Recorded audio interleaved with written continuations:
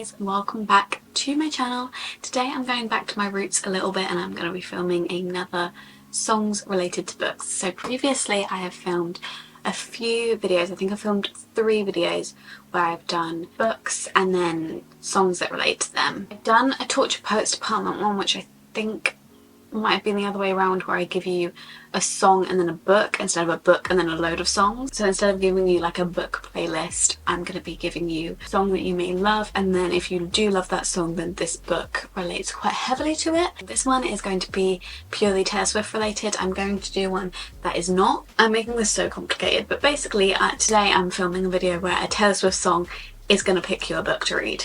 The first one I'm going to do is basically what inspired me to do another one of these videos, and that is Rebecca Yarros's Onyx Storm. So Rebecca Yarros posted a playlist for Onyx Storm and it's got some heartbreaking songs on that I can now never listen to ever again. So thank you for that, Rebecca. But one of the Taylor Swift songs that were on there that I think relates to it very, very well is You're Losing Me. Let's quickly run through some of the songs that are on Rebecca Yarros's playlist, because it is terrifying really. When that playlist came out, I was terrified to read this book, and I should have been more scared actually, I think. So she's put Who's Afraid of Little Old Me by Taylor Swift on there, which is obviously also a very good one that relates to it. Vigilante Shit and So It Goes on there by Taylor Swift. She's put Wildest Dreams by Taylor Swift, New Romantics, Willow, Electric Touch, False God, I Did Something Bad, Don't Blame Me, Peace, and You're Losing Me.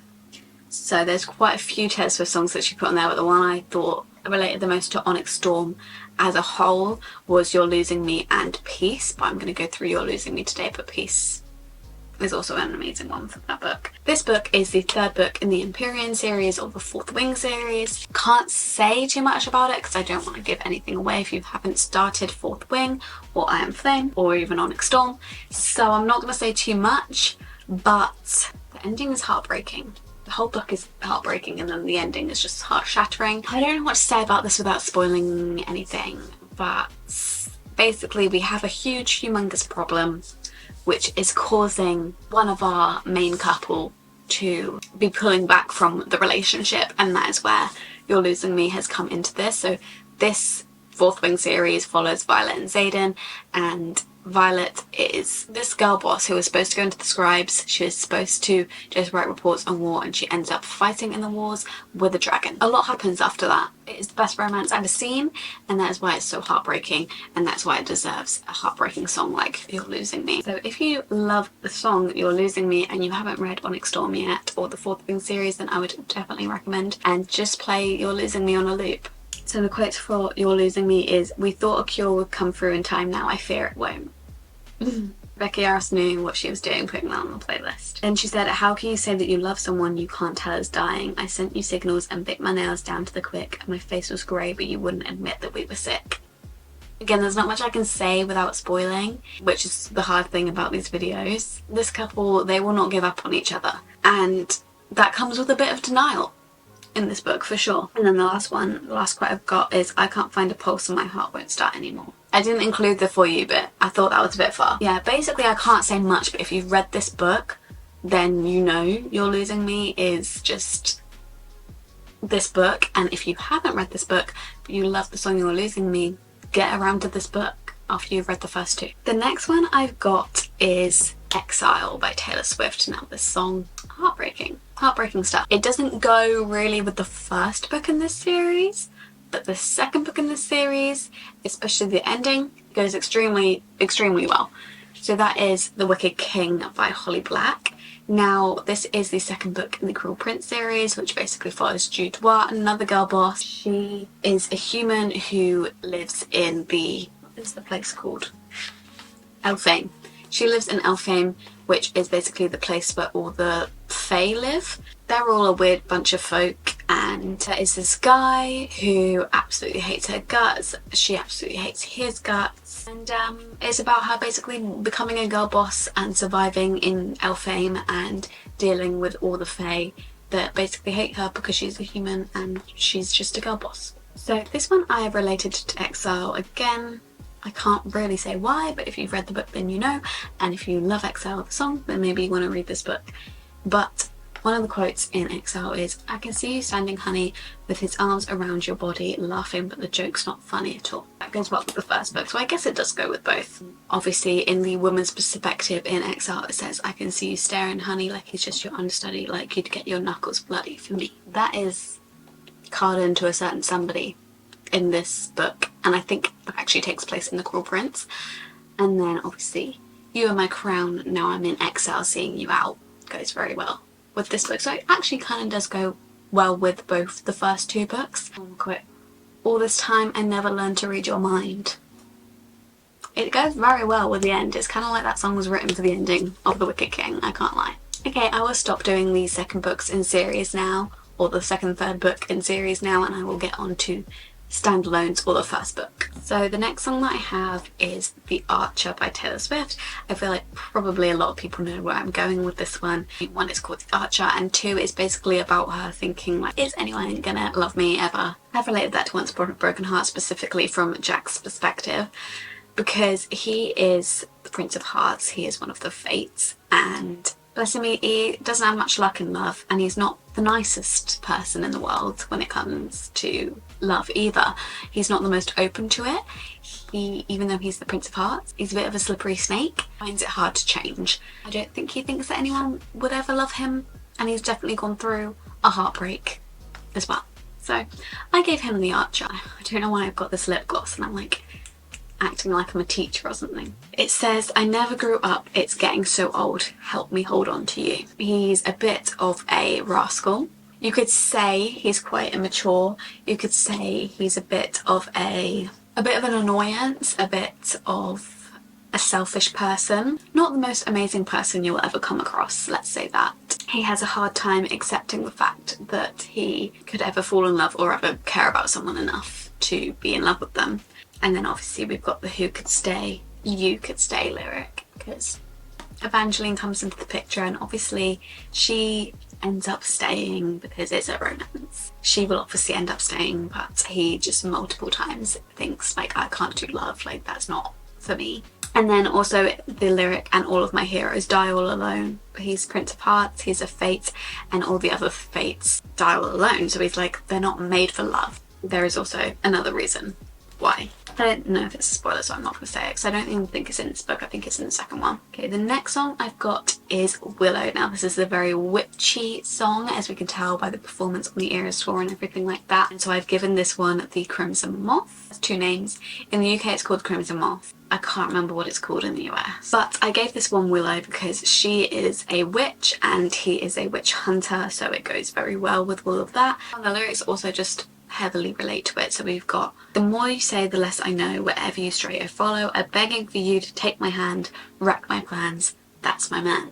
So she basically had this whole plan where she's going to get to know him so that she can find out more about how he's hunting the witches and basically bring a stop to it and find out this certain bit of information that she wants to find out. She's getting close to him for that objective, but then at the same time she's obviously falling in love with him and ruining her plans. Then it says, "But there was one prize I'd cheat to win." And obviously at the end of the day she would do anything to save the witches and save her kind. I just thought that song related very well to Willow and just the whole witchy vibe of Willow as well. The next song I've got is Breathe by, I was about to say Breathe by Taylor Swift, these are all by Taylor Swift. The song is basically about breaking up with someone and it being really hard, feeling like you can't breathe without them kind of being like your best friend. And for this one I gave it Nothing Like the Movies. Now Nothing Like the Movies, oh, it is the second one again. I said I wasn't going to do that. Oh well.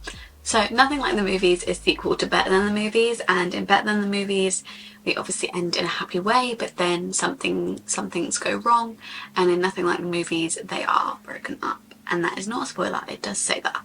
They kind of are finding it really hard because they were like each other's best friend, so I gave them this song. I think this song actually does appear in the book in Nothing Like the Movies. I think at some point it is played. Not played obviously, but I think at some point it is referenced. So we have, "I see your face in my mind as I drive away. None of us thought it was going to end that way. People are people and sometimes we change our minds, but it's killing me to see you go after all this time." I'm not going to say why they broke up because that's a spoiler, but I'm pretty sure this exact lyric is in the book. Basically they they had to break up. It was a very hard breakup on both of them, and nobody thought when they were reading Better Than the Movies that it was going to go that way, but Lynn Painter had other plans. Music starts playing like the end of a sad movie. Obviously both of those books, they're just completely based on rom-coms, and they literally have like rom-com quotes in them. There's very heavy references to movies. Obviously nothing like the movies better than the movies, so I thought that that lyric went really well with it. And then we've got You're the Only Thing I Know Like the Back of My Hand, and I Can't Breathe Without You. They obviously know each other so well. They were best friends. They weren't best friends before, but when they were in the relationship they were best friends, and they had so much in common. And Liz is trying to like deal with this breakup while seeing him again, and you can tell how much like she's struggling with it. And then it says, it's 2 AM feeling like I just lost a friend, hope you know it's not easy for me. Was this one in the book as well? I'm not sure, but I think there was a scene where he was up late, something like that was happening. So I just thought that this song very well encompasses the book, and I think Lynn Painter agrees because it's literally in the book. A final song I'm going to do for this video, but I have a ton more so I can film a part 2 to this. I can also film another one where it's not just Taylor Swift songs. Sweet Nothing by Taylor Swift. Now, Sweet Nothing is all about basically just sweet nothings. Like, she comes home and he expects nothing from her. It's like a calm, quiet love between them. And I know obviously people have taken this song to mean other things now since the breakup, but I still think it's a very sweet song. So I've given this one to Out on a Limb by Hannah Bonham Young. Is this really annoying people? Now this one follows Win and Beau, and they have a one-night stand. She accidentally gets pregnant, and then they are kind of trying to figure out how to handle that together. They also both have a disability to add on to that, and focus a lot on their disabilities and how that can create even more of a struggle when parenting. And it's just basically following them, kind of trying to navigate all the different bumps in the road. Beau is just a very, very calm individual, and he calms down all the situations, and obviously it's very, very stress-inducing to accidentally get pregnant, and he just completely like diffuses all the situations. And so I thought that the song was definitely one for him. So it says, they said the end is coming, everyone's up to something. I find myself running home to your sweet nothings. Outside they're pushing, shoving, you're in the kitchen humming, all that you ever wanted me. What? Almost got that. All that you ever wanted from me was sweet nothing. That is literally him. Like, he's like, you have enough on your plate, I will do everything, you just stay calm, everything's gonna be alright, I'll sort everything. And he's just like this very calming presence throughout the whole thing. And then it also says, the voices that implore, you should be doing more. To you I can admit that I'm just too soft for all of it. She's kind of on her own in this pregnancy. She doesn't know if he wants anything to do with it, and when you're the one carrying it, you can't make that decision. You feel very alone. She's trying to be like this strong, independent woman, but at the end of the day there's only so much you can handle, and at the end of the day she can just admit to him that it is too much. I just thought it was a very, very sweet book for a very, very sweet song. If you're looking for a book that kind of encompasses that song, or like a book boyfriend that completely encompasses that song and it's just a very calming presence, then I would definitely recommend you read this book. And that is the end of this video. I want to do more. I have so many more Taylor Swift songs that I could use for this. I have so many other songs that aren't Taylor Swift songs that I could use for this video. But yeah, I always just find it so satisfying when you find a song that so perfectly matches up to a book, because I'm like, okay, that is now their song. I hope this video was fun for you guys. If you liked it, please give it a thumbs up. Please subscribe down below, turn post notifications on, you get notified every time that I upload. And if you want to, you can follow my social medias at _libraryofeden on both TikTok and Instagram. And I'll see you in my next video very soon. Bye.